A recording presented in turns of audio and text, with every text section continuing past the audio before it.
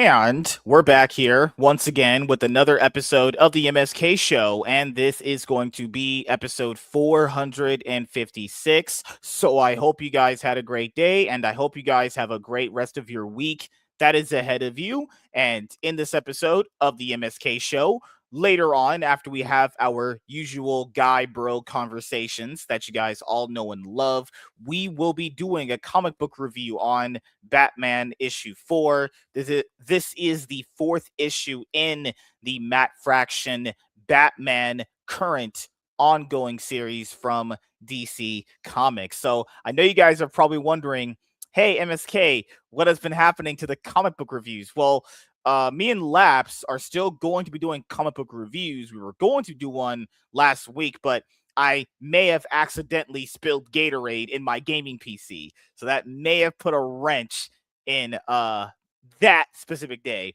And then I was ready to review Batman issue 4 last week with Dingus Den, but he said he had college and stuff.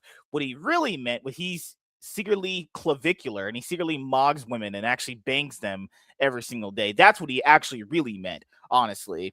But no, we will be finishing DC X Sonic the Hedgehog. I'm just waiting on all my comic book packages to come in. That's pretty much it. Don't worry, guys. I'm going to actually end up tying up all these threads. Actually, don't worry. I'm a man with a plan. I'm a man full of meticulous, thought out plans to the point where action is going to be taken on all this stuff. But Dingus, haven't talked to him in a little bit, actually, because the last time we talked, I think we reviewed Iron Man issue 1, and then we haven't actually did the show in like 3 or 4 weeks, so pretty much almost a month, because Dingus planned. What's crazy is he planned for people in my spot 2 weeks in a row, and then he went to watch Scream 7, and then after that he went to college. So god damn it, man.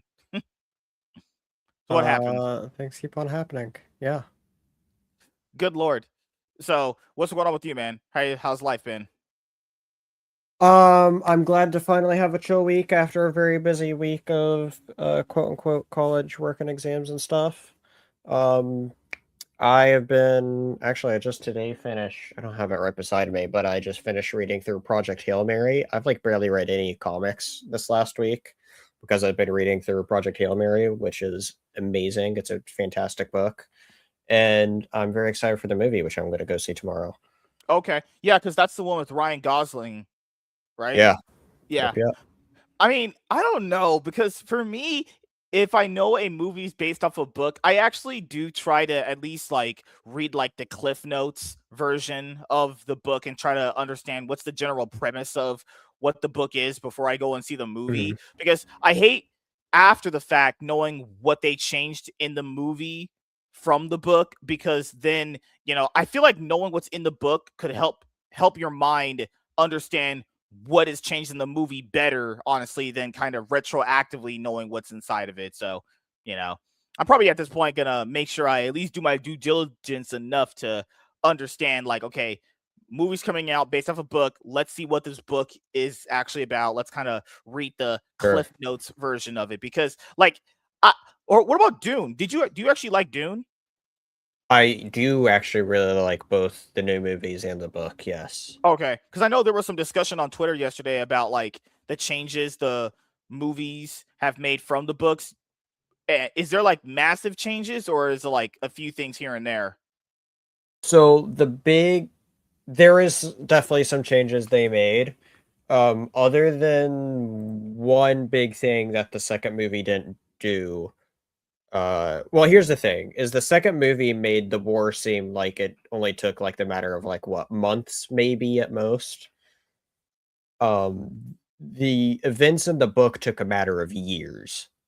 And so they really condensed down, I guess, in a way, the scale of the story, but they still had the major story beats there, other than what is it? Other than Paul's daughter is actually born within the years of the war. Okay. And so that's one of the things I find interesting is like, well, that's obviously not happening until this third movie.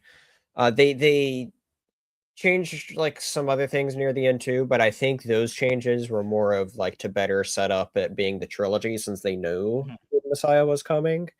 Like, for instance, or the best way I can put that though is like when Dune first came out, uh, well, it took a little bit for Dune to catch on fire, but then the first novel became a beloved book. Then Dune Messiah came out, and people like did not like that. Like mhm, it's very much of like what the Last Jedi did for Star Wars. Of they're like, oh, we hate they made Paul the bad guy, and I think they made the changes at Dune Part Two at its ending to kind of help better set up Messiah to make a more cohesive trilogy to more accurately represent what the story is across all three of those. So, um, yeah, I'm really looking forward to it. One of the movies I'm most excited for this year is, yeah, because Dune Messiah, the third Dune movie, is coming out on the same week as Avengers Doomsday, and I'm sitting there thinking to same day. myself, they're not budging. Warner Brothers is not They're moving. not. I Ugh, love it. gosh. I don't know. Like, hey, I truly think that there's a world where we could see this happen more and more, right? Because like the holiday season is very big Mhm. for, Yeah. just was not just like movies, but people say the economy in general, right? It's just a like the most lucrative time or one of the few lucrative times throughout the year where people just spend an abundance of money. And during that week that Avengers Doomsday is coming out, we could have a situation like the whole Barbenheimer situation that happened like I think like a few years ago, where basically like Tom Cruise's Mission Impossible 7 came out, and then you had like the two newer movies that came out, and everyone felt like, well, since we Mhm. have the two newer movies, we're gonna just go and watch these instead of just going to watch that. Because like what people don't actually understand when it comes to like movie going habits with people that do go to the theaters somewhat consistently, they typically like to watch the newest movie that just came out that week. The stuff that came out previously just it doesn't exist in their head because they kind of want to Sometimes. watch what's current. So that's what hurt Tom Cruise's movies, because it came out literally at a time where two bigger movies came out straight after it, and Sure. and that's not happening with this time, but it does kind of have some similarity of basically Doomsday and Dune 3 to, I would say Dune was a pretty big book IP and now has been a pretty big movie IP. And obviously the It's made MCU's, solid money.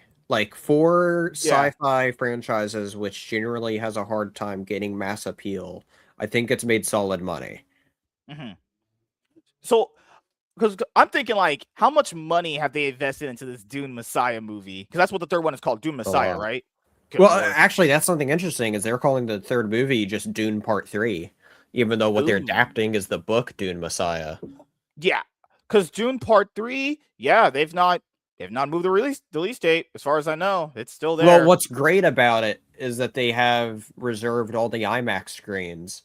So, like, Doom uh Doomsday won't be playing in IMAX for at least a week or two, which is insane. Because right here, yep. Oh gosh, because the last Dune movie, I don't know how much money it made. And keep in mind, when they released the first one, that was when they released that what was that year? Oh, that was the year where they had their movies day and date release. Like, 2021, the day, yeah. fuck. Yeah, and see, and I love so I was so excited for that first Dune, even though I could have seen it at home. I went and watched it at the theater. At Mhm, like, I have two options. Well, I have multiple different options as far as theaters, but I have two main options I look at. Like, mhm. generally, I have my local theater, the smaller, more local businessy. I mean, they're now part of a chain, but like, you get the idea. Small local theater. They sold But out. I then, need big money. and then there's the big theater chains that's like a little bit farther away, nicer Mhm, formats. Like when I go see Project Hail Mary tomorrow, I'm mhm. specifically going to Regal for their version of the IMAX screen. And so um point is though, for Dune, I had to make sure I went and saw it in a nicer screen like that at first. Mhm. And then I loved it so much. My friend who was like, "I'll just watch it on HBO Max." I'm like, "No, you're going to watch it," and I watched it. I took him to the local theater to see it, but yeah, I think the I last love Dune a lot. movie that I watched day and date release when Warner Brothers did that, man, because I remember I think I watched all of them. It was pretty much after shit. because the Suicide Squad I saw at home. It was the Suicide Squad. I saw See, that one Doom. I saw in theaters. I had to make sure I had saw that one in theaters because I was excited for it. King Richard. I know I watched that on HBO That I never Max. watched.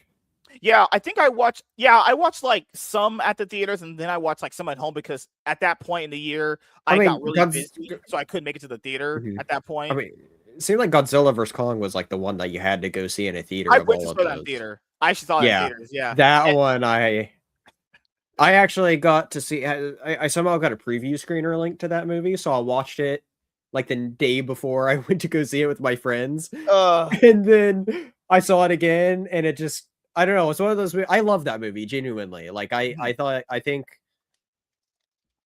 outside of Godzilla -1, that's the best Godzilla movie because like it gives you everything you want from a monster action movie, and I loved it. And now we're gonna have Godzilla versus Kong in Fast and Furious style. Now, isn't there like a third one for that coming out soon?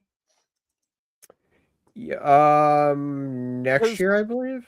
Because I've watched everything from the 2014 Godzilla that started the MonsterVerse all the way up until Godzilla vs Kong. I haven't seen the second Godzilla vs Kong movie. It was solid. I didn't like I didn't like the new one as much as Godzilla vs Kong, but we'll see. I'll have to see it. Yeah, because the next one is Godzilla X Kong: The New Empire. Then the next one is Godzilla X Kong Supernova. I just wonder what for next year. Yeah, what is the fourth one going to be called? Yeah, March 26, 2027. Yeah, nice. Damn. I think is that one Space Godzilla is the baddie, I think. It's Space Godzilla or it's like another big space. It's something space related is the threat. I don't remember what exactly though. I can't wait till we get Godzilla X Kong Transformers. That's what we're really all looking forward to seeing. Directed by Michael Bay. Can we make that happen? Godzilla X Kong X Transformers, directed by Michael Bay. You had me until the Michael. How would I was gonna say how Transformers work at that big scale, and then I realized, oh wait, Unicron's a thing. I also, if the rights for Transformers was still with IDW, that could be a thing. I forgot Warner Brothers. Paramount now essentially is with Warner Brothers now. That could eventually happen. Dad, good Lord, don't give these guys any ideas. Just, but I wanted to bring up, I don't know if you saw this yesterday, because I just want to just get your opinion about this before we look at some of the new books that came out this week. Yeah. And do the review did you see what Dan Slott ended up putting out? He put out this video basically begging people to buy his spectacular Spider-Man Brand New Day limited series. I did not watch that. I don't know what that consists of. So no, I don't know. I saw you tweet about it as well as a couple other people, but I didn't watch the video. So I don't know exactly what it is, but I don't have. But the general sentiment, right? So the general sentiment is if this is gonna be like an echo thing across like many other creators, like. So the only other positive aspect I could add to it is maybe Marvel is thinking, hey, maybe people feel more comfortable. Where did he release this? Oh, goodness gracious. Probably on like Substack or something. I know I actually bookmarked the video. Holy crap. Because, guys, I always got to be prepared. Don't worry. Trying to find the video. Where it is. I know I bookmarked it somewhere here. Did I not bookmark it? Oh, God, please no. Please no.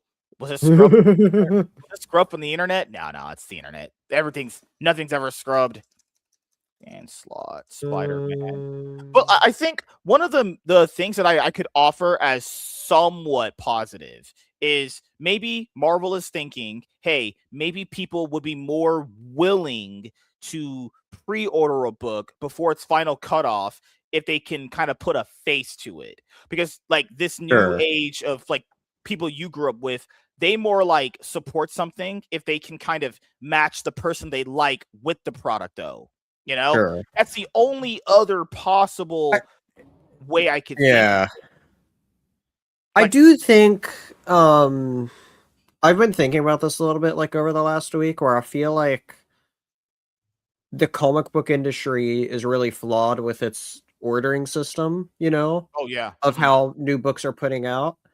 And I can elaborate on that in a moment, but I think Marvel leans too heavy into the initial number and not think about too much of, you know, Mhm. the other ways that it could still work. Or also just kind of not really giving things a chance. Like for instance, one of the things I think it just released last week, and I was super excited for it, and then they already killed off all their cosmic stuff. Was I was really excited for the Imperial Guardian series. I'm still looking forward to checking it out, but like That was like the they've Jonathan already Hickman led new kind of cosmic right, build right. He side kicked of it it. off, and then when you have Dan Abnett involved back in it, which he did fantastic cosmic work before, he's the one to first write the sort of like modern version of Guardians as we know them, like the first iteration of what James Gunn essentially based the Guardians off of. Like he wrote that, and I really like that series.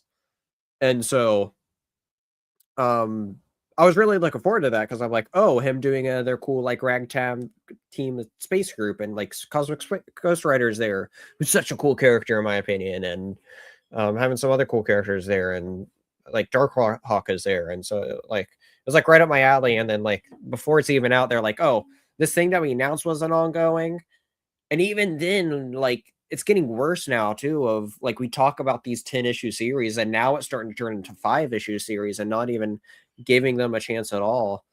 And I think it really hurts too of this ordering system of I don't want to commit to saying I'm going to buy a book until like it comes out. Like I don't want to budget a month in advance or something like that and be like, oh yeah, that's for sure what I'm going to get. Like sometimes I think the joy of discovering if something's great or not is just being able to go to your comic store and check it out. And so when we live in this day and age of where everything depends on this initial sale order of like first wave of sales, and the companies themselves don't even like lean into like this is what you need to do, like it's just a very flawed method. And when that's Marvel's metric of if something's a success or failure, I think it's a massive problem. Yeah, I also think people have to understand when it comes to this stuff is it might be an utter desperation now that you have some of these artists and writers do this. I mean, we saw this with Tim Sheridan like a few years ago. He got on a video and started railing at Comicsgate. And keep in mind, this is back when I still thought that Comicsgate wasn't even that bad. And Sure. oh, turns out how that take aged. That take aged like milk in that video. Things I said about Comicsgate, guys, completely aged like milk. I completely shat that stuff through my butthole years later. But the just having that guy go on a video and just shit on Comicsgate, but then say all these other things and just create like this weird antagonistic, like I don't know, you say atmosphere where we've seen this now with a couple of these comic book writers and artists where the black guy they put on that Dakota incident, he didn't make videos, but he put out a few tweets saying, hey, I gotta have you guys gotta support this. It's gotta hit like 100K in pre-orders and all that stuff, or go and buy it at your shop and buy like 5 copies and all that stuff. And I understand it from a perspective of, okay, people do kind of respond to stuff differently now with who they follow as a creator. They like the creator, then they're more inclined to support the product because the creator is kind of endorsing it. That's like a new thing that has been more, amplified by like kind of your generation of people. I'm not saying my generation have that, but it's more connective now that, hey, if Logan Paul is promoting like a Spider-Man comic he's writing for Marvel, that might be some big numbers you might have there because a lot of people weirdly like that guy, even though he may or may not have in Minecraft allegedly scammed people in crypto. Allegedly in Minecraft, said by a guy named Dingistan on the MSK Show, actually. But Sure. that other thing that you brought up there is what a lot of people actually are going to be coming onto the realization of, because I was watching Near Mint Conditions video where he went to one of his sponsors warehouse, and the guy was talking. I mean, I advise people to go watch that video because he was actually just giving out all the information that everyone would want for like the distribution point of it. So like what he said was basically from pre-order window to final order cutoff, these things kind of exist in infinite supply. What he put out, like so after that, what is just left on the market would just be left on the market, right? They would just kind of keep it in the warehouse maybe they sell these extra copies to like Amazon, Walmart's, Targets, Sure. all these, right? But here's the difference now, people, is what you brought up earlier too. The difference now is that Marvel apparently, maybe with DC in the future, maybe with Image too, and like all these other guys that do like these big omnibuses and Sure. collected editions, right? Yeah, have you noticed that some collected editions have not been going back for a second printing? There's a big reason for that. So a lot of these guys, so very similar to anyone who's ever worked in like a warehouse or whatever, dealing with like stock and all that stuff. Typically now when it comes to like, well, Marvel is the big proponent of this, right? They're the ones kind of pushing this. Is essentially they don't want to be stuck with leftover stock that they either one have to sell to a bunch of people, which, you know, that can be problems in and of itself, because negotiating prices based off stuff you paid for and like shipping it to them, and it could get damaged because, you know, a lot of the comic book shops and people that sell this stuff, they've been getting stuff damaged a lot recently, and they have to send that back. And then Marvel has to obviously send that back to get it redone. So it costs more money. It's a lot of money in this stuff. I'm not saying Marvel is wrong in some aspects, but it's getting to a point where Marvel only just kind of wants you to get their omnibuses pending certain variants, either main cover or the direct market cover, only through pre-ordering, because essentially from pre-order to final order cutoff, it exists in infinite supply. And then after that, they would deem that whoever kind of wanted to order in this window would have already ordered it. And whoever didn't, just kind of, it's like a you snooze, you lose kind of thing. But yeah, and that's the problem is they expect everybody to know when to order, and like, because they're not even upfront with this. That thing you just said right there. If I didn't tell you that, how would you just know that? This is the problem. That's true. Well, that's the problem of the comic companies are now relying on the creators to advertise and market their own books. Mm-hmm. Like, all they really do is they announce when a new series is, and then they don't do anything about it. Like, DC hasn't really said anything about, like, hey, that there's Batwoman, Lobo, and Deathstroke this week, you know? Mm-hmm. And I'm sure that they're all good books, but, like, I haven't read them yet. I haven't gone to my comic store yet, although I'm at least picking up 2 of those. But, like, the point is, though, is like they don't market heavily like all the things are to help bring in new people. They rely on the creators too. And only certain creators have a voice. And so, like, when you're left with these certain titles to get attention, it's like they just have to do whatever they can because the market's really flawed right now. Or the business model is all really flawed right now. And so it's all unfortunate. And like I said, that's why I think it all is Marvel's focusing on the wrong main metric and not thinking about, like, or even if they are focusing on that metric, they're not helping, like, or they're not really thinking about how to make that better to better support if that's the main number they want to look at, you know? I think my point is, I'm just trying to say is, like, if they're using the metric of pre-orders, they need to make the process of pre-ordering and when things to buy them by a certain date, like, more obvious. And one of the things too that I find too, like, that's annoying in like my personal situation as well, and I know a lot of other comic stores do this as well, it's like my comic store is personally closed on Mondays. Well, you know, the problem there is on Mondays is final order cutoff day, so it's like, remind me I need to order that. Well, that's too late for me, you know? Like, there should be a better system to it all, and I don't know what that solution is, but like I said, it's just one of those things that I guess from their perspective, I guess from their perspective, from just this is how I'm theorizing. I'm not saying I have I don't have any knowledge. I'm just theorizing. Sure. I guess from their point of view, they get that guaranteed money of the people that pre-ordered in that window. Yeah. And then that right there, just, I mean, keep in mind, they don't have to, they get enough of a orders for a certain book or title or whatever. And then that for them right there is guaranteed money. I know this person is guaranteed going to get their book and the money's there. But the problem with that is people have to understand that's not how pay schedules work with people, right? There's people that only get paid once a month. There's people that only get paid twice a month, like me. And the problem with that is expecting everyone's kind of pay schedule to be the same, which wouldn't even make logical sense because no one's pay schedule is the same. Some people get paid every week. Some people get paid every 2 weeks. Some people get paid every month. I know teachers get paid every month. Teachers get paid every month. You get paid on the 5th of the month. They get paid a lot of money. So, you know, technically it does kind of work, but you guys my point, right? It's one of these things where I just don't know why they think they should be doing something this kind of drastic in the direct market change without even letting people know. But this is a problem with transparency, not transparent enough. And I recommend anybody go watch Nearman Conditions video where he was talking to one of his sponsors. It was oh my god, not fucking hell. I know the guys. I know the people's names. I'm gonna buy a book from them. Oh my god, I'm blanking on names. Why can't I remember names, dingus? Names are hard. I don't know what you're trying to think of, or else I'd help. God damn it! It's God. No, it's not Organic Prize Books. No, it's not them. There's another one, although that novels. might be... Good lord. Okay. It's cheap graphic novels. Yeah. So go watch his video he did when he was talking to the cheap graphic novels owner, and he was talking about basically, you don't want to be left with a bunch of overstock. And I think that's the problem that Marvel's ran into is they essentially maybe have overprinted a lot of their stuff in the last, I don't know. I'll be generous because I think they're a bunch of fucking morons. I'd imagine decade, just a decade, from 2016 to now, they've probably overprinted on a lot. It's probably cost a lot of money. They probably had to, and keep in mind, guys, it's not just ordering the books.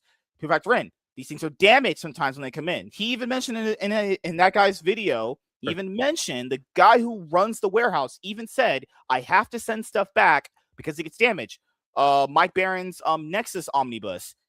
It's in that video. He said, well, I would love to send these out, but they're damaged. I got to resend them back, and then I got to get them back myself, and then I have to send them out again. Imagine all that stuff, guys. Imagine Marvel holding a bunch of omnibuses. Okay, I'm going to sell these things to the Aldi's guy. Well, they're not selling them for cheap. Then Marvel has to hire people to ship those things out to Aldi's. Then you have to hope they get there undamaged, and then you have to pay. It's just, it's a big hassle. And hey, I get it from a business point of view. I do fully get it. That's my problem here. It got this bad because of you. I mean, they're the creators in this stuff. It goes creators, distributors, and publish. It goes, creator, publisher, creator, distributor, and then retailer, right? The big problem with this stuff is like, well, if you don't let people know that this is going to be the thing moving forward, then you can't be mad at them for getting mad at you, because there's a lot of Reddit threads about this right now on like the Marvel Comics, like the comics Reddit. There was a guy who was pretending to be a girl with pronouns in his bio, but holy fuck, was bringing this up.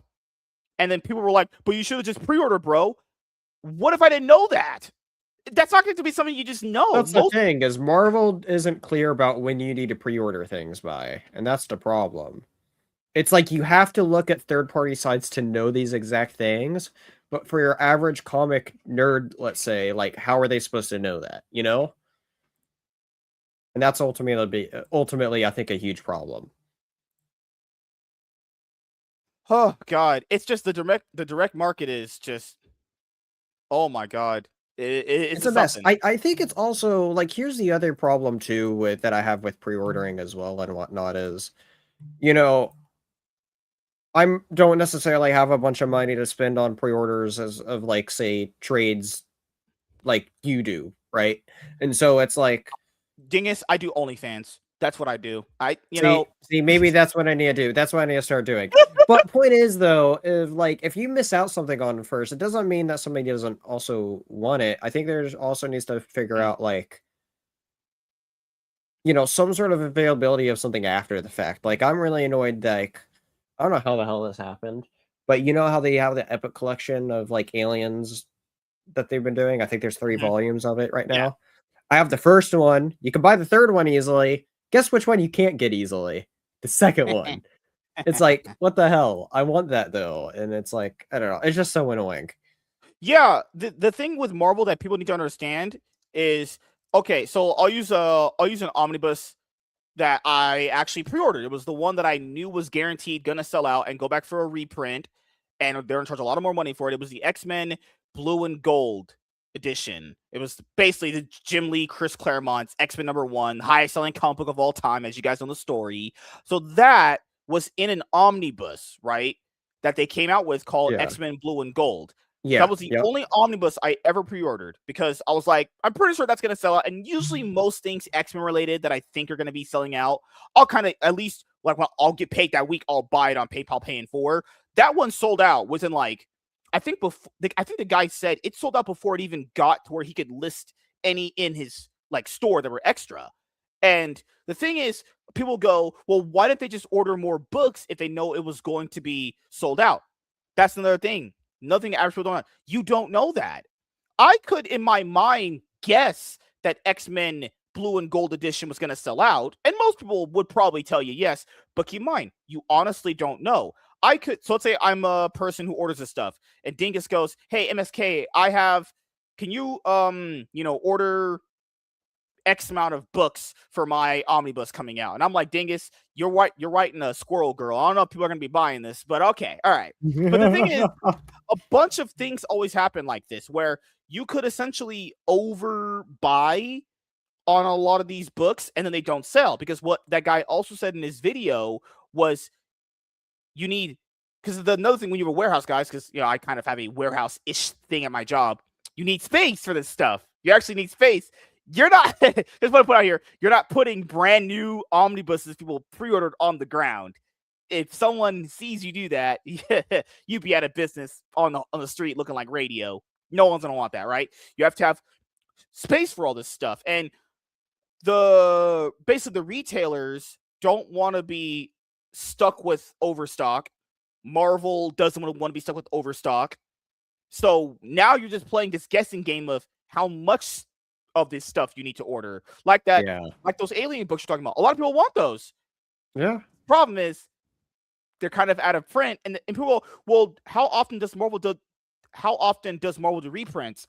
You know what? If that, I could spend an hour here telling you how much bullshit their reprint system is. They don't even know what's a reprint. Actually, in Near Mint Conditions YouTube channel, they have people doing constant polls of what they should reprint. They don't even know what they should reprint. Guys, this is like every 2 months they're doing these things. I'm not talking about Omar or his community. That's good. I like what that is, but they don't know what to reprint.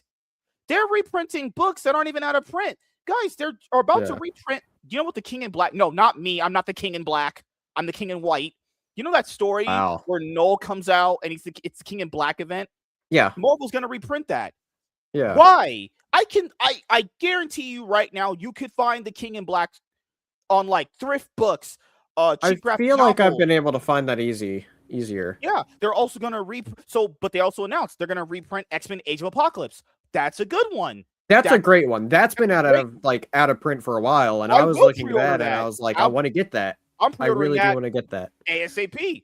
But they're also going to end up reprinting Joe Kelly Spider-Man omnibus. Is there really a lot of demand for that one? It's just like whenever they do a good reprint, there's like 10 other more retarded ones in their line. Like, okay, I'll use X-Men. There's X-Men by Mark Guggenheim. No X-Men fan I talked to said they would have. They said they only bought that only because it goes in their collection. No one said they wanted that. They just kind of did it. Anyone in your guys' personal life said they wanted Zeb Wells Spider-Man omnibus? This quick. His run just ended like last year. No, it actually ended like about 6 months ago. It's a fairly newly ended controversial run. They on that book lied and said he was a fan favorite writer. Oh, what a company. What a company, man. Just absolute ludicrous people. So to kind of summarize what I'm bringing up here, guys, is essentially Marvel doesn't want to be left with overstock.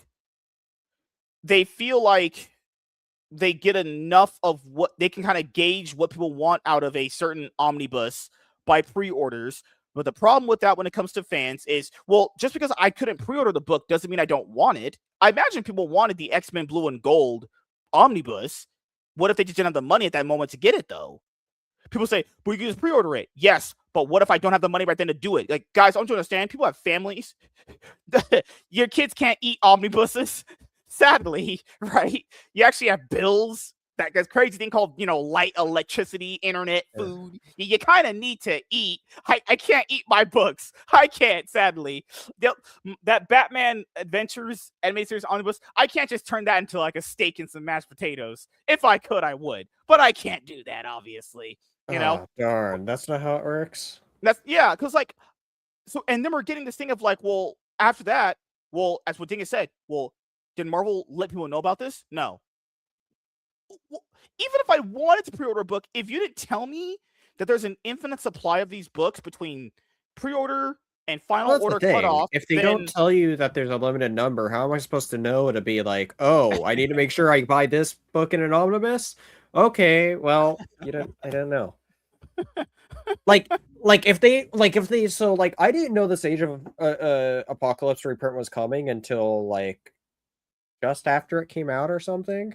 Like Marvel doesn't even tell you officially like on their website they can easily tell you what is getting reprinted. Yeah, I have they to find don't. out on YouTube channels like Omar's, which I don't mind. I don't mind that. But why can't Marvel on their website tell you these books are getting reprinted? Actually, you know what? I know you know a little bit about Yu-Gi-Oh, just a little bit. You know, on their website, the Yu-Gi-Oh website, they actually announced newly reprinted stuff.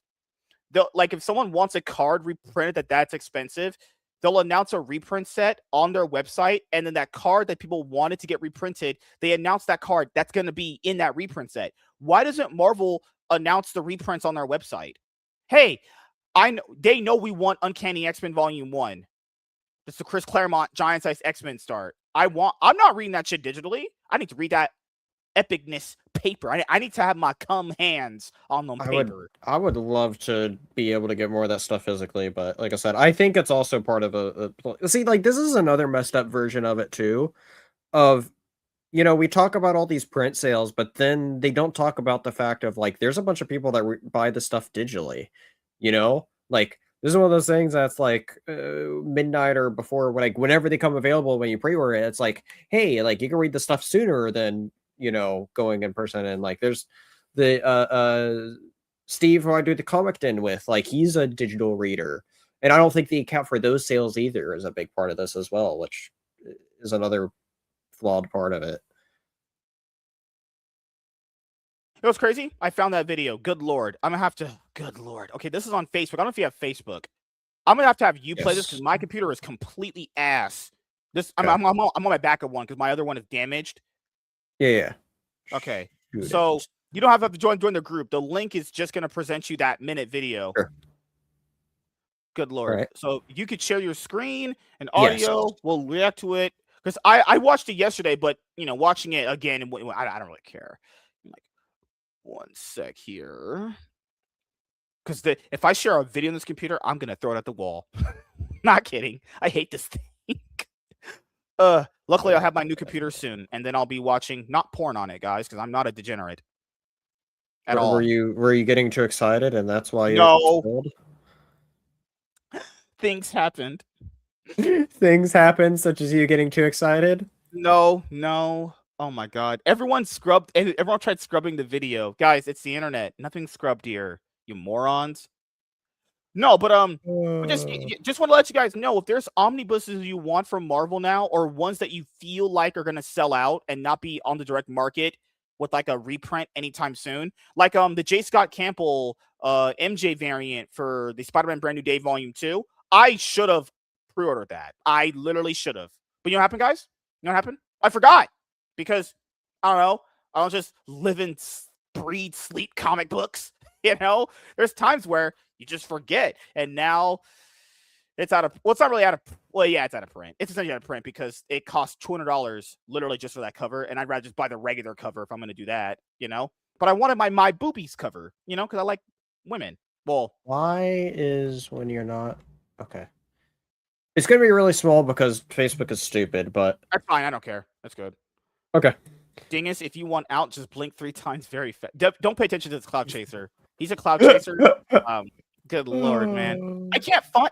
I would have played it on here. I should have bookmarked it, but the person that originally uploaded that video deleted it off their Twitter account. So... Okay. Like shown as a real... I don't know if this... Doesn't matter. Doesn't matter. You're good. When it's time to put in your orders for issue 2, I need you to order this like you're ordering your Dan Slott Spider-Man comic for issue 2, instead of like, hey, there's like 12 other books with blind bags, and I'm going to put all my money into that. We're at a point now where Marvel is when books come out, Marvel books come out, no matter what they are. They're lined up for 5 issues at a time.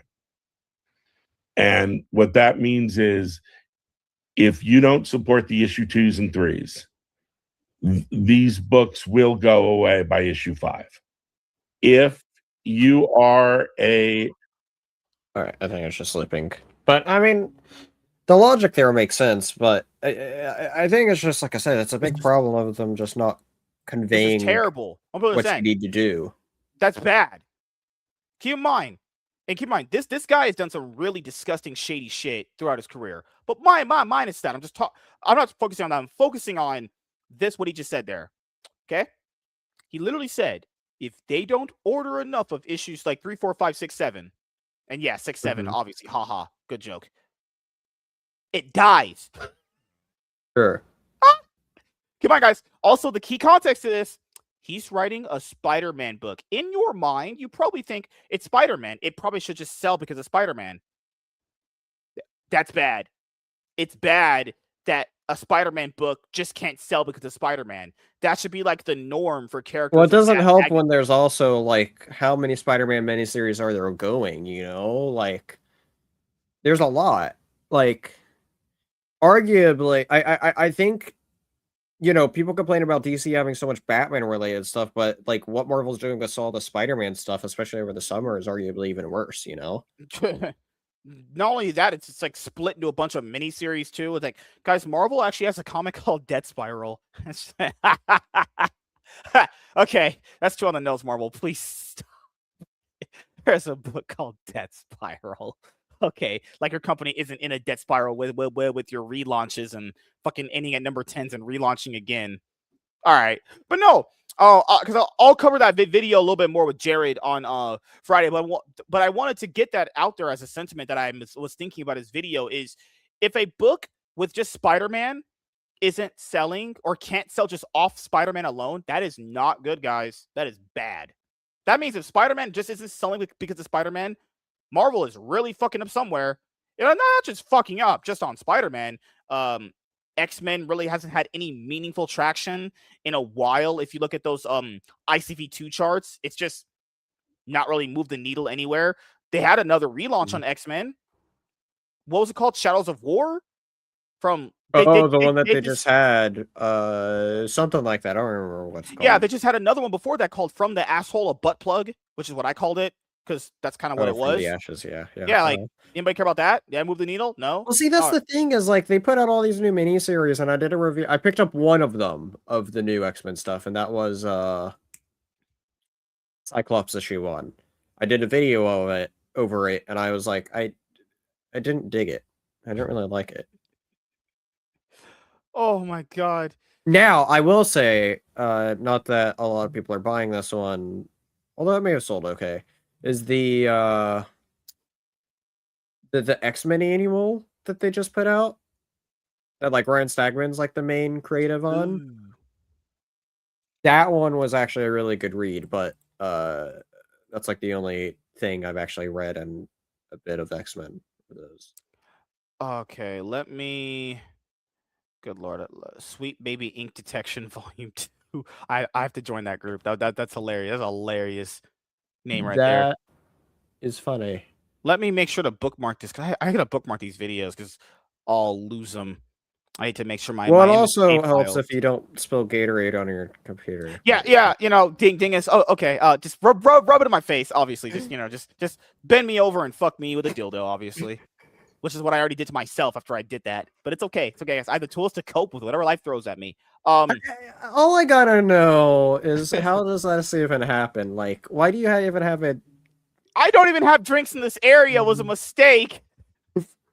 I literally only so this is my left, this is my right. This area here has electronic. It never has ever had a drink there, but that day. And in that day, I was slouched back with my feet up. I right-clicked on the comment, and then it slipped out of my hands, and the bottle was open because I just took a sip prior. $900 of someone else's money down the drain. But don't worry, I ended up kind of rectifying the mistake. Don't. It's not as bad as you're making it out to be, dingus. It's even worse. Okay. It's okay, guys. Wow. Things will be better. I've already made up for it. It will be fine. Don't worry. Okay. I made up for it with the thing. I may or may not have contacted the mafia and said, "Hey, I'll get on my knees for tacos." No. But Right. I know we just had the Spider-Man brand new day trailer that came out today. I will say, just not to really get too far into it. Wasn't that bad, honestly. Like usually, if Marvel put out a bad trailer, I would say it's bad. Yeah. Nah, I watched it and I went, you know what? Few issues here and there. I thought it was fine. It's definitely. I just didn't like what they did the day prior. The day prior, they released. Oh God. Instead of okay, so if you guys know this is what happens with Marvel and a lot of these companies. There's a preview for the trailer. I know this is 2026 shit. There's a preview for the trailer, and then they're releasing like 2 clips, snippets of a trailer. 2-second clip, yeah. 2-second clips in an already 2-minute trailer. Why? Just release the fuck. If you're gonna do that, just release the trailer the next day. Why are you doing? People say, yeah, I don't know hypes it up. I don't know if that or the trailer before the trailer, the teaser trailer for the teaser trailer, those. I don't know which is more annoying, Because when people say, but it makes you it makes you like hyped up about it. It makes you kind of no, literally, if you just put the whole damn thing out, it'll have the same response. It's the same response you would have had. Doesn't change anything. Oh my God, I hate these people. It's okay, guys. I have tools and I cope with them. It's okay. It's fine. But yeah, Dan Slott is going through it right now. And it's like, should I feel bad? Not really. But he did kind of give the game away because that's where we are currently at with comic books. Like literally a Spider-Man adjacent limited or ongoing series will essentially die out in 5 issues. I also heard that Marvel cancels books at like issue 1 and they're going to guarantee it end at issue 10 because, they know sales numbers are going to drop off. Blind bags. Dingus mentioned blind bags just a second ago there. Yeah. A lot of people are not even reading the books. You know what they're doing? Just buying blind bags and gamble. It's like essentially buying trading card packs and hoping you pull a good card. That's essentially what that is, which is, I never did that. Have you ever purchased any blind bags or anything? I've never did that personally. I don't because it's more expensive. Oh, you're right. Yeah. Just it's like instead of $5, it's $10. And for me, I would personally rather go support another person's book than pay that extra money for a random cover that could even be the regular cover as we've seen for Marvel. It's like, why would I do that and just waste money? I have thought about it a couple times, and that's the same conclusion I reach every time. Yeah, I think to myself, wait a minute, why would I gamble on getting that cover when I could just go get that cover of that book that day if I wanted that cover? It's like these weird gimmicks. I don't get it. I just don't get it at all. There's a joke where people just call it trading cards, and they're 100% right, and that's sad. Because that is literally what trading cards are. I'm just going to basically, gamble that I hope I get this cover. When in reality, it's the same thing like with Yu-Gi-Oh! Or any trading card. You could just, if you want that specific card, just go buy that specific card. You don't need to buy the pack to get the card. I get the allure of if I pull the card, I'm not spending as much money by just putting it out of the pack. But that's the thing is I would be okay with getting a blind bag if it was say $1 more because it's like, hey, you got to pay for an extra $1 for the bag, right? Mm-hmm. Or whatever. But and I like that sense of mystery, especially if it's a comic with a bunch of covers, like say for example, we're about to talk about Batman. If they did Batman issue 1, and they were like, hey, for an extra $1, surprise cover, I'd be all in for that, honestly. But when it's about so much more, it's like I'm not doing that. Yeah, we have variant cover gimmicks. We got fucking Dan Slott. Hey, he basically admitted he might as well make an. He basically is admitting he might make an OnlyFans. Oh shit. Okay, God, I'm making that up, but I'm just we're getting to a point where creators are. It's crazy. All those creators that were fine shitting on people so many years ago are kind of having to come out on Twitter and social media and ask people to buy their books. Someone called that karma. Huh. Yeah, I don't know if that was when they say right side of history and all that stuff. I don't know if that was the right side of history. Hey, I know I said your mom should be dead and I hope she got raped by Satan and I hope you guzzle cum, but can you please buy my Spider-Man book? No, Dingus, I know I said I loved you and I know I said that you just make me the happiest man on earth, and I know that I also love the touch of your toes, and I love licking your fingernails. Oh. But Dingus, can you please buy my Spider-Man book? I'll do anything for Spider-Man. oh, oh, oh, oh, oh God. Oh God. I beg your pardon. Oh. Dingus, if you just let me jerk you off for like 5 minutes, Spider-Man. Come on, man. I need the money. I need the I orders. don't know how to tell you this, but I'm not that huge of a Spider-Man fan. Like, maybe he's Dingus! a Batman, but like... Dingus, I need these Spider-Man orders. I'll do anything for Spider-Man orders. Oh, God. Okay, let me make context, he would still get canceled. Good Lord. All right. This is a light week other than the new releases that I just mentioned. Absolutely. I think I only had one other book in my pool, and I don't even remember what it was. Next week is big. Next week you have Superman, Spider-Man. Yeah. That's on my poll. There's also the new Green Lantern 600s next week, which I'm really excited for. Are we gonna get one more Green Lantern? Shit. So we have there's a backup story written in that by Ron Mars, which I'll be able to get signed that weekend. But anyway, are you gonna see Heather Antos and tell her to come on the show? Who? Hello? All right. Absolute Flash issue 13. I have Absolute Flash on my pull-ups because I read and reviewed the first 3 issues. I really enjoyed it. Hopefully I can get back to reading and reviewing it, whether it be on here or with Laps at some point. Because I enjoyed it.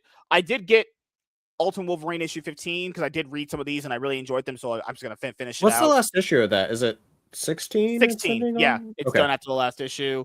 Gotcha.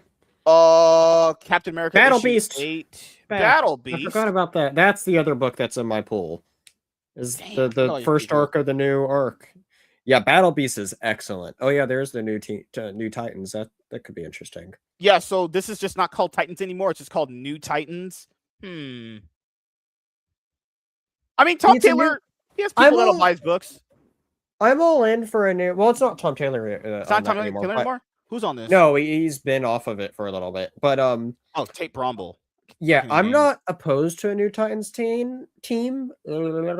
But the group there's not really anybody there to make me go like, oh yeah, I want to purchase Titans again.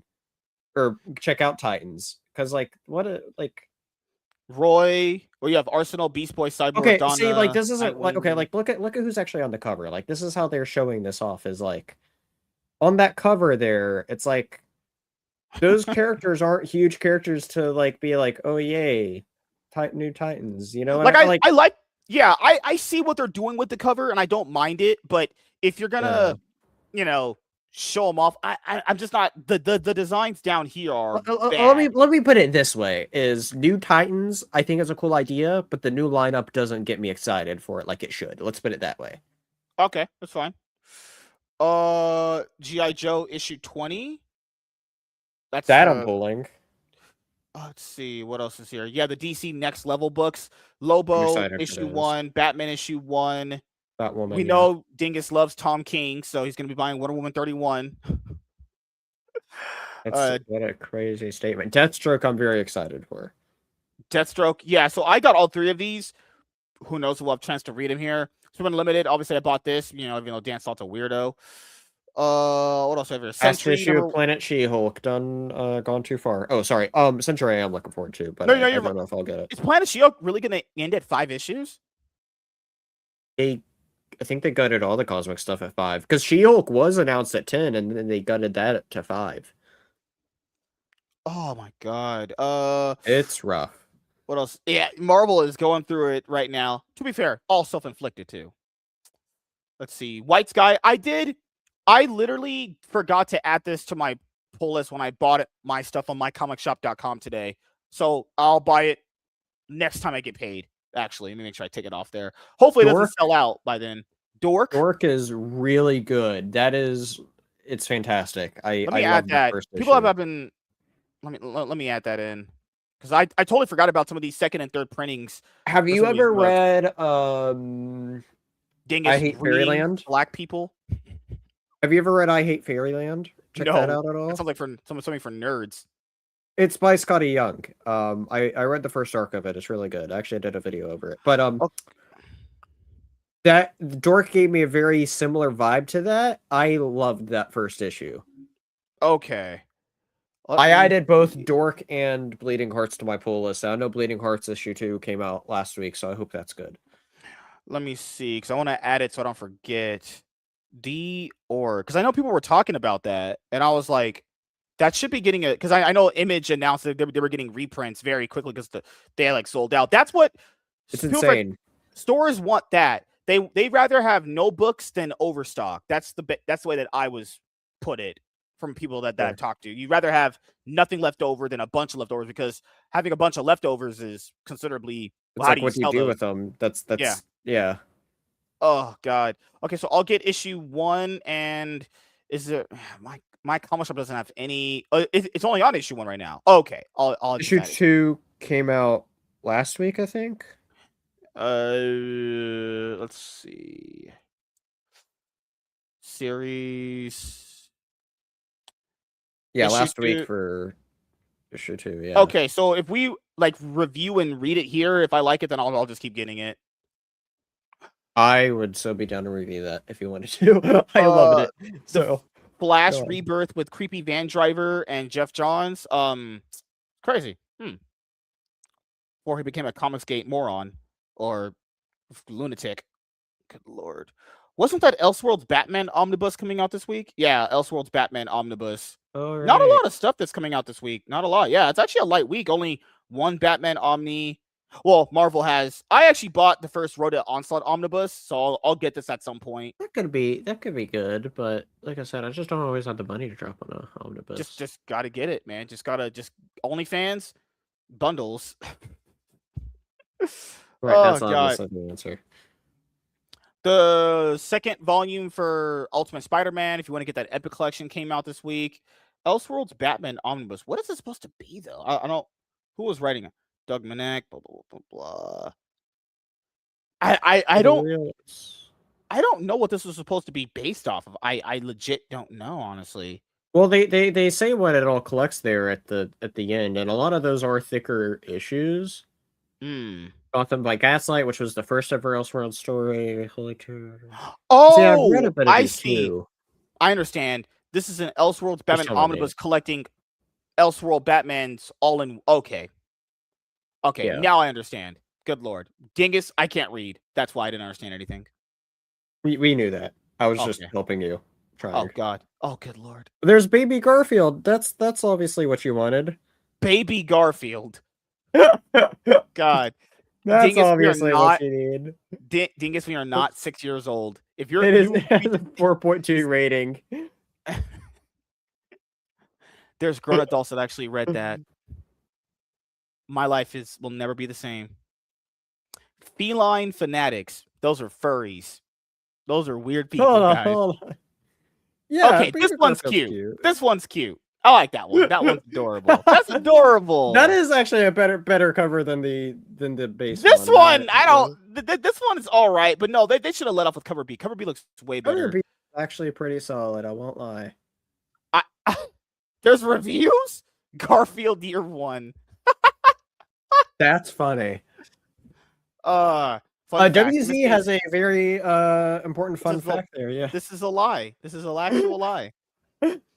I mean, hey, if you guys got little cousins and nephews and all that stuff, it's you might want to give them this. This is adorable. Not for me because I'm not a loser or a nerd, but that's all for you guys. But hey, if I was a writer at Marvel Comics and let's say I was writing on like I don't know, insert popular character, I don't know, Iron Man. Let's say I was writing an Iron Man story. I'd be like, hey guys, if you don't buy this Iron Man single issues, I'm going to die. I'm literally going to die. I'm not going to be alive. So to keep this title alive and me alive, you have to buy it. There you go. That's how you get people. This guy was like, new Spider-Man trailer has me pumped. Don't care for haters. I'm looking forward to it. All right. congratulations. I like the social dilemma that he's going through in this new movie, and I was reading about an arc that it's supposedly like partially based off of, which I haven't read, but it's part of Straczynski's run, or at least Straczynski wrote the story arc at one point. That sounds interesting. That it's taken a big part of. So, like, I'm interested in reading a little bit on down the line, like stories that the movie's based off of, in some regard. What the heck? This girl was like, Piper Raquel published unreleased footage of her breaking down after her breakup with Rakai, claiming that Kai Cenat and IShowSpeed were the reason she cheated on Rakai. Kai Cenat IShowSpeed sued me for cheating on Rakai. What in the world? That's insane. This is why you don't interact with blacks, and you just kind of let them do their own thing. All right, time to do a review. We're supposed to do a comic review here, guys. Crazy. Oh my god. All right, we're gonna do a review right after this ambulance goes through, because blacks did crime, so they got to go get them. But yeah, wow, crazy. Between like final order cutoff and pre-orders and all that stuff, keep on, guys. The publishers and the distributors, they don't want to be left with overstock. Because the thing is, if you sell out, that's better because you can use that space for something different. But if you don't sell out and you have all these extra books, well, how do you get rid of them? Because do they just go in the dollar bin? They probably. Because keep in mind, guys, some of these books you're buying for $5.99, New Comic Book Wednesday, are going to be like $1 in a few years. Not everything is like the majority does not hold its value. That's true, and that's probably another big reason why things are the way they are too. Yeah, because like with comic book shops, apparently to get that one certain book, you have to order like a 1 in 25, 1 in 25, 1 in 50, 1 in 75, 1 in 100 variant.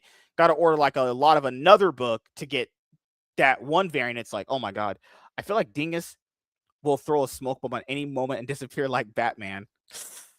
Great idea. I should make that happen. Oh god, I should figure out how I'm gonna do things.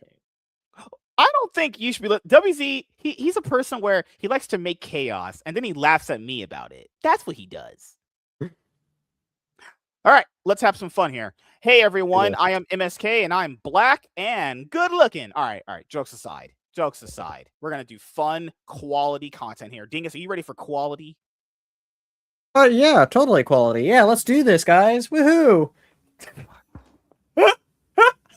That felt so inauthentic. Oh, and you're still here? Great. We're here to talk about something, I think. You're black? I'm white, actually. Being black is overrated. All right. Good Lord. Hey everyone, I am MS. Oh my god, I'm not alive. I'm not alive. I'm right here witnessing life. I straight up witnessed a dude basically getting on his knees begging people to buy a Spider-Man book. You know what? Life's great. That's true. And hey guys, I WZ, why don't you support me on Ko-fi? Why don't you give me money on Ko-fi? Become a member. You get no benefits.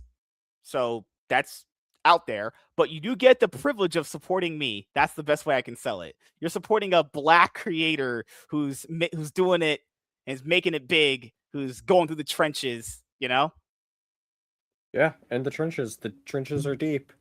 Yeah, they're in the YouTube algorithm. They're in the Twitter spheres. I'm in the trenches, guys. That's how it works. I will support you when you unbox Michael's gifts on stream with James. Oh, I can't do that until I get my new computer. I can't do that. I don't have a stronger computer for that. How can you not do something with what you have now? Oh yeah. To be fair, I can. I'll have to talk to James about it. I'm not going to be streaming. I'm not going to be doing podcasts that much on the weekends anymore. So probably could just do that this Saturday. It depends. You got to message James about that stuff. He hasn't really messaged me. I messaged him like one day. Could take a week to get back to him. It's like my dad. He's in my life and then not in my life. That's how it works. All right, let's go. Hey everyone, I am MSK and I am ready to rumble. All right. What did Geek Squad say? They said I was black and I can't help you. Goodbye.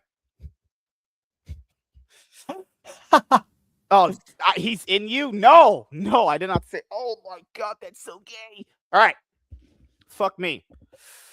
Hey everyone, I am MSK, aka Master Swag King, coming at you guys today with another video. And if you guys are returning viewers or new viewers, then please consider subscribing to the channel if you have not already. Leave a like on this video if you enjoyed it and comment down below. Also, make sure you guys hit the notification bell. That way you guys can get notified on whenever I upload a brand new video. And in today's video, we are going to be doing a comic book review on Batman issue 4. So if you guys have not had a chance to check out our previous comic book reviews on the brand new Matt Fraction Batman ongoing series from DC Comics, I highly recommend you guys go and checking out our Batman issues 1 through 3 comic book reviews. That way you guys can understand how we feel about those issues compared to this one. So Matt Fraction's Batman run is rather, I would say, interesting to a certain extent, and also kind of like, I think, scaling a little bit upwards for me,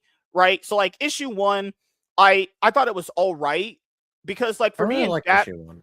Because for me and Batman, I have really high expectations for Batman and Superman and all the superheroes that I'm a big fan of, right? So like it's the same thing with like James Gunn's Superman movie. It's like I wanted to really love this, but I end up just like liking it and just end up being like at a point where I was like, this is all right, this is okay, so issue 1, I thought it was okay. I thought it was fine for what it was, but maybe my expectations were way too big. But then again, I like having big expectations. I think a lot of people should have bigger expectations for their favorite characters. But issue 1 was all right, and then it got to issue 2 where basically like you had Batman having that line of like police brutality kind of divides us and all that shit, even though it wasn't like it was a bad issue 2. It was more like there were some odd dialogue choices there in that book. But keep in mind, not bad. It was overall, it was fine. It was like this overarching story of like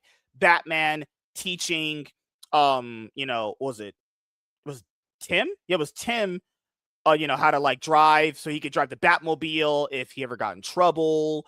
Then you also had the moment of like, Vandal Savage, who is the commissioner of the GCPD, kind of planting evidence where that one cop he shot his partner in that crossfire with Batman because he wanted to take Batman in.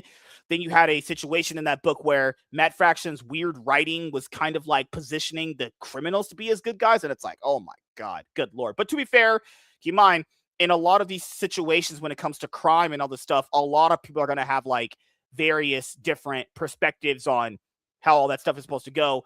I also do find it odd that Gotham just elected Vandal Savage and Poison Ivy as mayor. She's Poison Ivy's mayor. Yeah, Pamela Isley. Right. Mayor. Yeah. Something like that. Yeah. These people just kind of want to be just screwed. Guys, you know what Vandal Savage is? He's not a good person. This is a horrible person. The fact that this guy is just Gotham Police Department commissioner is just insane. Like, right? So, and keep in mind, these kind of choices could lead to something down the future, which we know is going to be some like big, like no man's land event with like all the Batman, ongoing books right now, whether they be the main Batman book or Detective Comics. They had announced that at like a Comics Pro, there's going to be like some big, like you would say modern no man's land event where it's going to cover, where everything's going to like cross over and have all that stuff going on. So we have that coming up. So then after issue 2, we had issue 3 where basically, like Riddler was trying to steal something. And then at the end of the book, Batman figured out that this certain doctor is running something on patients at Arkham, and Riddler was talking in gibberish, and Batman pieced together. Obviously, you had Hugo Strange in the prior book too. So issue 1, I thought was all right. I liked issue 2. That was all right. Issue 3 was all right. Like, keep in mind, I'm going to keep buying and reading these. I like the main Batman line book. And now with this one, now we're at issue 4. And I do feel like this issue sets itself apart from the other 3, because the other 3 kind of felt like just isolated stories in a certain aspect. This one kind of feels like it's doing a lot of setup and also a lot of leading into what the next issue is going to be. Now, whatever the next issue is going to be, I do not know. But if you guys did like the Robin aspect in the prior books, I'm pretty sure it's Tim yeah, Tim is not in this book, this issue, and Damian Wayne is not also in this issue. This book was more like just setting up the new villain called the Minotaur. Right here, he's going to be like the new villain that Batman is going to be taking on for what seems like maybe just the next few issues, or going into that big event that's going to happen with all the Batman books kind of having like that big crossover. So I'll ask you, man, so far with Matt Fraction's Batman run, because it's supposed to be going up on issue 7 or 8 coming up very, very soon. 8 is the next one. 7 just released 2 weeks ago, I think. Yeah. So have you enjoyed Matt Fraction's Batman run so far? Yes, there has been 3 issues that have really stood out to me of all 7 I've read. Not saying that the others aren't bad, but like just like pillar issues per se. Is issue 1. I thought issue 1 was a great start for a new toned Batman that still worked. The second issue that stood out to me, not in order, is the newest one that just came out. I thought that was a really cool relationship to explore with that one gets into. Because that's the one where basically Joker is. It's the one where Joker's in the test tube essentially, and yeah. Essentially, it's saying like this is like right after DCKO, and that's why he's like looks that way and everything. And so anyway, but the other issue that actually really stood out to me, funny enough, ironically enough, is the one that we're about to talk about. Was this one, and and I really this one is one of my personal favorite issues. I could stretch as far as saying that this one could be my favorite issue of the run so far, because it is. I mean, you talked about focus on setting up the Minotaur, but like, I think it's a great villain, not just introduction, because I think maybe he was teased at the end of issue 3, if I remember right. Is that right? A little bit, yeah.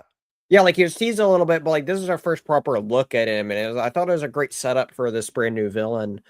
That I remember after reading this, I messaged the person who I did my review with Batman in issue 1 with, and I was like, dude, have you read this? Like, this is great.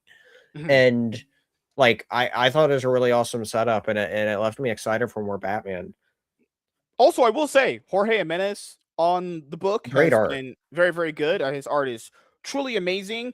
I will also say that if you are currently reading this Batman ongoing series right now, which is the Matt Fraction run until they eventually replace him with whoever knows at a certain point in issue numbers, if you ever watched like Batman Begins, that's kind of what this felt like to me, where you had like a villain setting, where you had the plot setting up this big villain that hasn't interacted with Batman yet, or a villain setting up something he's going to do where he hasn't interacted with Batman yet, and then Batman finds out from someone else what this person is eventually going to end up becoming. That's what I really enjoyed about it. Now, to be fair, I'll say this though, there's a lot of dialogue in these books, and dialogue where if you are a fan of like I don't know, crime thrillers, you will really enjoy the dialogue. Actually, keep in mind, I've watched and read a lot of Batman stuff, so this kind of format of dialogue has been in my brain with Batman for, good lord, a lot actually. And I do like the crime thriller-esque feel that these books have had, though. Even though the ones that I thought before this one were just like, they were all right.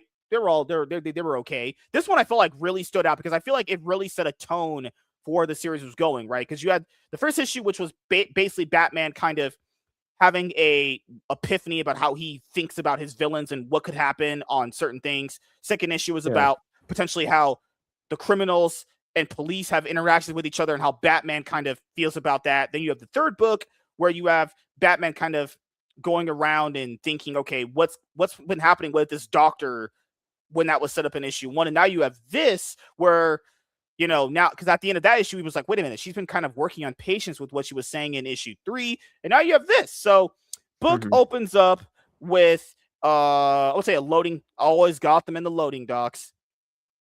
So essentially, Chuck pulls in. Go to the docks. Always go to the docks. Yep. So essentially. Never. You go to the docks, you're getting shanked at the very minimum. So book starts off at the Port of Gotham where 2 trucks pull up. Truck pulls up like this, and then after that, the people open up. The people that are working at the docks open up the truck at the back, and then the guy's like, "It's an ambush," and then they get killed, obviously. And then after that, it goes on the news, And then you have the Minotaur right here talking about what he plans on doing to, more or less get Gotham in order. In order to get Gotham in order, he has to go through these other crime lords, because as you guys know, in Gotham, there's not just one crime lord. There's not just Black Mask or Two-Face or Penguin or the Falcones or the Maronis. There's a lot of other people that want a piece of this pie, actually. And he's like, well, if we're going to have all this domination, I'm going to have to, get these people in line. And you guys notice there's Oswald Cobblepot in there. And you guys know that's the Penguin, obviously. I love that panel at the bottom there. That was very good. Yeah, where it gave him the shadow. Yeah, that was very, very cool. I like that a lot. Yeah. So what did you think so far when you were rereading this? I mean, just so far, just from these few pages, it was a good setup. Like, we see an incident that is like the main focus, I guess you could say, of the whole issue. Like, it really is more of a villain issue than anything else. But maybe that's part of the reason why I really liked it as well, because I always like seeing the villains and stuff. But I don't know, like, it was just immediately a good setup of, like, this guy seemed very straight to the point, straightforward with it. Yeah. And yeah, it's cool. So, I mean, there was that line right there where he says, what was it? Then none of these animals can have any until they learn to act like men. The Minotaur calls for parley. Oh, I mean, the dialogue for that from him was very, very good. Then obviously the book starts with, the logo and everything. This is the drop the smoke, I do like, this is jumping ahead a little bit, but like, I do like how we saw that this, I don't remember, it has a name that it's called later on, but I like how we got to see this symbol a lot. Yeah. And then by the end, it's actually explained. And I thought that was cool. So what's also cool about this issue is that you could just theorize, because based on how it's formatted, it's set up pretty much after the last issue, but a little bit in between the events of maybe before the series starts or in the middle of it. Because this right here, because like after the last issue, Bruce was talking about, confronting that doctor who was doing the experiments on those patients. And then I'm pretty sure this is the doctor, though. This is the lady. And then I guess he's introduced. Is this I'm pretty sure that's her, or is not? I don't know. Somebody else, because the next issue is like a direct follow up to this one. Yeah. So keep in mind. So Bruce with interacts. Plot, at least. Bruce interacts with Dr. Zeller, and basically, she's a fucking. Kind of sounds like a lunatic, actually. But don't worry, he rizzes her up like I would normally do to girls. Rizzing up girls is easy, obviously, And she's like, have we met? And this is what I enjoy, too, because she said, have we met? And yeah, they did meet in issue 1. This was that doctor that he was talking to. But she doesn't know he's Batman, obviously.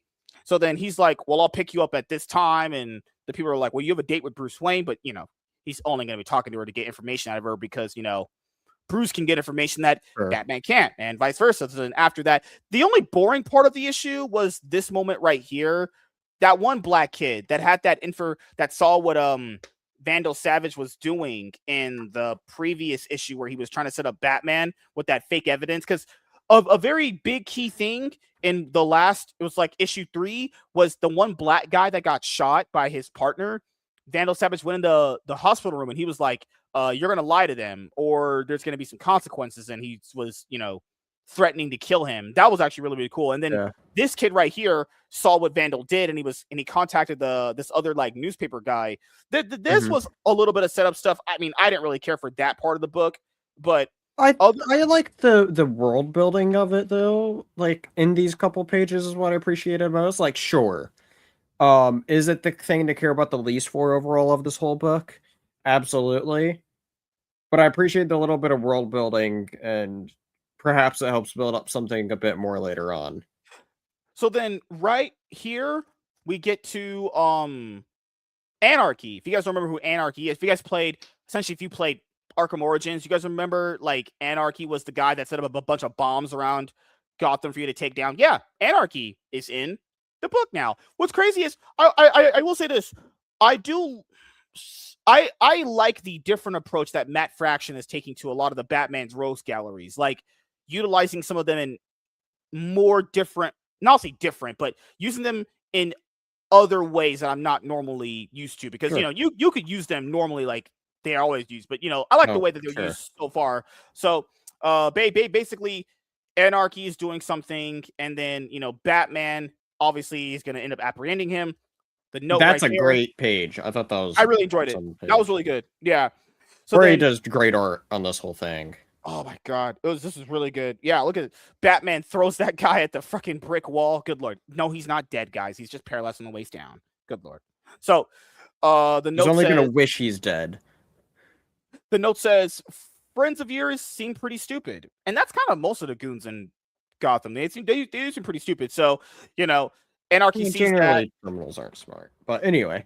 Anarchy sees that and tries to throw himself out the window, and then Batman catches him and he says, "What's the plan here, Lonnie?" Then after that, he grabs him and uses the bat hook to throw him and himself into into this obviously abandoned building. They have a little bit of a scuffle, and Batman just pretty much knocks him out with a left knocks him out with just a left hook to the face with his giant foot. Jesus Christ. Imagine Batman just kicking you straight to your fucking jaw, just straight knocked out. So then here's the big twist of the book, actually. So Batman says to Anarchy, he said, "You try to steal a truck, fail miserably, and now you have gangs of goons lurking around your squat waiting to get you. Doesn't add up. How did a truck you didn't steal make Anarchy the Gotham's underworld's most wanted?" Because come on, guys, Anarchy's not some big like Gotham's like most wanted person. He's kind of like a guy who feels like Batman's not doing the right thing by killing the criminal, so he's gonna kind of take matters into his own hands. Essentially, he's kind of a less refined, less tame version of Batman, who's like without the rules, right? He says, "I don't know, man. I swear, guy paid me $1,000 to boost the truck and dump it into the river. That's it. That's all. But everything went bad." And then Batman says, dead driver, dead flunky, dead cops, the Black Fang, the Benzas, and the Thieves Guild gunning for each other. Gunning for each other and for you. Bad, quotations, undersells it, Lonnie. Yeah, so there's stuff he's not letting on. You could obviously tell. And keep on, that's a very common thing in like these like crime thriller-esque things where like the one person is obviously not telling what they fully know. And then Anarchy says right here on this page, it says, "I want to turn state's evidence. Take me to the cops, the DA, the feds. I don't care to take me in." He says, "Protect him." And then Batman says, "You're really scared here, Lonnie. You're so scared you jumped out of a window with no way down. Who are you running from?" And that happens on a lot of shows where, like that one character is running from that one other big character. And he's like, "I'm not running from anybody." Okay, then stay here in the city. Nah, I think I'll just run 3 cities over. Like, what the fuck? So Batman says, "I don't have time to mess with you, Lonnie. Tell me what's going on." And then the most pivotal part of it comes from this dialogue and happens at the end of the dialogue, at the end, the last page of the book, where he says, "Some detective you are. Haven't you noticed how quiet it's been? How the freaks are all laying low and there's nobody but jank-ass street gangs pulling jobs out here. There's a new guy in charge of organized crime in Gotham, and I'm telling you, he's got it really organized." So then that dialogue right there is not finished. That is finished at the end of the book, actually. So then we cut to a part where, how the Minotaur mentioned in the beginning part of the book, he wanted to get control of the other crime lords in Gotham to make a more organized crime ring where he could have it all, under his control the banks and all that stuff, control the money, control what people do. Vandal Savage brings the Minotaur to the people that were in the pictures, beginning part of the book. So this page right here, you see all the crime lords that the Minotaur wanted to confront, beginning part of the book. Then after that, he confronts them, tells them his plan and all that stuff right here. And then what's the best way of getting crime lords to do what you want? Oh, well, he has all their loved ones tied up in the back of him. So Vandal Savage and the Minotaur essentially staged this, right? Obviously, they had it planned, and ends up basically, scaring them into, being a part of his team. That thing that Dingus said earlier, where he calls it's a Taurus is one of Prime Knot's 7 independent yet interconnected loops made unbreakable together, just like us, because he wants them all connected, right? Right. And he was talking about like city projections of like things are down and then there were not good and all other stuff. So that he also said today, I froze everyone. So essentially, he froze everyone's bank account and he basically got their loved ones. And then as I gotta say, I love one of the loved ones is literally just a penguin. Bubble pot there. It's literally just a penguin there. So this man had all of their loved ones just executed for their loyalty, because obviously if you establish that you're bigger than the crime lords and you've frozen their bank accounts and they have nothing without you, that's how you get people, on your side. And keep in mind, it's forcing them on your side, but that's what you need to do if you're in that kind of work, obviously. He wants a busy, friendly police force, Malibu City Hall, and incurious press, freak crime brought to hell by choking off the street gangs. The bat stays too busy to realize how entangled we've all become. And then now Bruce realizes from interrogating Anarchy, he realizes what is going on potentially now, because Anarchy tells him the final line, the dialogue in the page of the book, which is he's called the Minotaur Batman. He's turned Gotham City into a labyrinth of crime, and you're too late to stop him. We're already trapped inside of him with it. We're already trapped inside of it with him, and there's no way out. So now Batman realizes what's been going on. Minotaur's been kind of pulling the strings. Keep in mind, what just happened there probably happened a few days before, because Batman's just now realizing it. So that probably already happened. And then, overall, this was, I think, the best issue so far. I actually really enjoyed the issue. Got a little wordy. I didn't mind that other page with that one black kid, but it was fine. I think the dialogue can be a little bit like, let's say not. The dialogue it wasn't bad. Just, at some parts, it was just like, oh, okay. But it's also, it's setting up a lot, as this is a whole brand new era for Batman in general. Like, I appreciate, people forget that Batman can have a lighter tone. And I like that this guy executed all of family. I think Batman, not the Minotaur. The Minotaur is also really, really dark. But I know you want a light Batman run, but like these people are executing each other. This promo was insane. What a great introduction to show how ruthless the villain can be. I just hope that what we see the rest of him as from here can live up to this moment, because this is a great way to finish up a base setup for a villain, I think. Right, because that line he says but when one of us bleeds, we all bleed, and then just all you hear is bangs. But no, good. I would say this is the best issue so far. This is a good issue. I enjoyed it. Yeah. Minus my issues I had. Any other thoughts and opinions you had about this issue you wanted to say?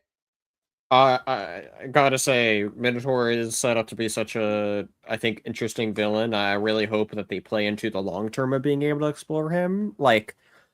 I think with what we know of the Batman run so far, I think we could have a really strong mix of Batman's every now and then still goes after his regular rogues gallery.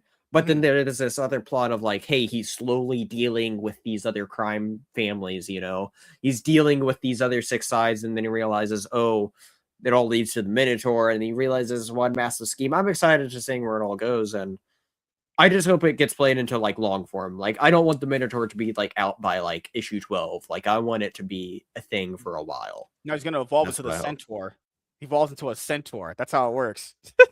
but no, Minotaurs are more menacing. Come on. For me, no, I enjoyed this issue more than the other 3. I'm not saying the other 3 were bad. I'm not saying I don't think there's been a downright awful issue so far. It's been all right. I'll say all right, solid as far as a range of words I could use. And then this one was pretty good. Can't wait to read issue 5 potentially next week when Dingus isn't going out and leaving me like my dad. So thank you guys for checking out this. I'm joking, guys. Imagine an outro like that, but no. Overall, I hope this can continue to be a pretty solid, okay Batman run. Keep in mind, got to get to the rest of the issues first. So thank you guys for checking out this video. If you guys are returning viewers or new viewers, then please consider subscribing to the channel if you have not already. Leave a like on this video if you enjoyed it and comment down below. Also, make sure you guys hit the notification bell. That way you guys can get notified on whenever I upload a brand new video or go live. I'm MSK, aka Master Swacking, and we're going to sign out, guys. See you guys later. Goodbye. Peace. All right. Anything you want to plug before we head out beside my wife? Not that. But today I dropped a trailer reaction to Spider-Man Brand New Day. Actually did it with Andrew, who I saw you had on like a month ago. So we had a good time reacting to the Spider-Man trailer, and then tomorrow or day after tomorrow, maybe it'll be day after tomorrow, will be a video over G.I. Joe Volume 1 that me and Warren did. And also, speaking of Warren, we also recorded a video where we talked about the Sig and Joe comic, so that'll be whoa. as well. I didn't say you could talk to these people. I don't know where you got this crazy, right? idea. Crazy, right? I'm the Minotaur. I'm everything's got to be organized. I got to have everybody under my control. But no, yeah, that Transformers G.I. Joe stuff, I have all that stuff. I only read the first 2 trades. Did you read? Apparently they made that one pink Autobot a Prime. I saw that was spoiled for me, and I was like, God damn it. I hate the internet sometimes, yeah. I know. I hate how they like spoil it right away, and so they for some reason think just because they have that book that everyone else saw it too, and it's like, all right, I guess. I hope that that could be like a really bad decision, which it probably maybe is, or a really great decision pending the next issues. Because I don't think they keep that, right? That's not be the status quo. I think it's going to be one of those things that like it's just finding a cool new direction to take Optimus. Optimus, I think, has had a great story thus far, so I think it could be cool in the long term of like, well, what if somebody else gets promoted for a bit while he has a personal story arc for like an arc or 2, and then get it back or something, you know? But it also, with who takes it, it does create for a really interesting story arc because of like what has also been set up with that character too. So I'm here for it as long as it's not like there for more than a year or something, you know? Yeah. Anything else you have planned? Because I know you have the Spider-Man Brand New Day trailer reaction you did. You're gonna be doing the videos with Warren, so I know he left me for you. You know, so he has good taste. Oh God! Oh my God! Last week I did an awesome collab video. I never made use of the YouTube collab until last week when I had a roundtable discussion over DCKO, and that has done pretty well. And I'm pretty sure that has helped a lot because of using that collab feature and it being on other people's channels, including people's channels that are much bigger than both of ours. And so that was awesome, being able to talk with them, and that was a fun time. And we were talking about trying to do something else sooner than later, possibly. So that was a lot of fun. So go check that out. Yeah, you did the DC knockout. DCKO round. Yeah, I saw my issues right beside me from when we were talking about that. And yeah, this so seems like some pretty cool people. Dan explains. I don't know if these people will ever come on this show that I have. I don't know about that. He was hilarious, but yeah, he's quite big. He has like over 550,000 subscribers.